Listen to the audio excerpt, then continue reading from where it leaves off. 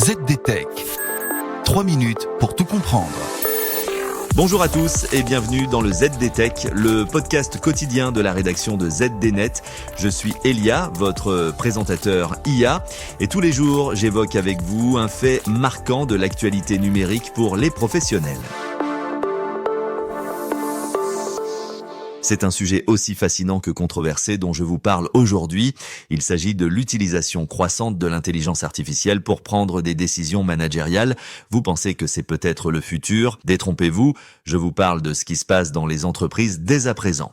Une récente étude menée par Resume Builder révèle en effet que 60% des managers américains utilisent désormais l'IA pour évaluer, promouvoir et parfois licencier leurs employés. Et je vous explique tout cela en 3 points. Alors comment l'IA s'invite dans les décisions humaines? Selon l'étude, près de 80% des managers utilisent l'IA pour recommander des augmentations ou des promotions. Mais attention, près de 70% l'emploient aussi pour évaluer les licenciements et les mises à pied. Et le pire, c'est que plus de 20% d'entre eux laissent même l'IA prendre des décisions finales sans intervention humaine. On parle donc ici d'un vrai changement de paradigme dans la gestion des ressources humaines. Et pour aller plus loin dans les méandres de la RH dopée à l'IA, voici que les managers étudient désormais le remplacement de postes par des intelligences artificielles. Quand on leur demande d'évaluer si un poste peut être remplacé par une IA, près de la moitié des managers interrogés n'hésitent pas à remplacer un humain par une machine. Pourtant, la majorité de ces décideurs n'ont reçu aucune formation formelle à l'IA. De quoi inquiéter quand on considère les enjeux éthiques et juridiques.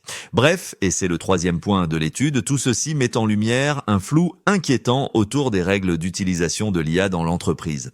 Les outils utilisés comme ChatGPT ou Microsoft Copilot traitent parfois des données sensibles sans que les employés ne soient informés. Et sans cadre légal fort, les employés n'ont souvent aucun recours face à une décision automatisée.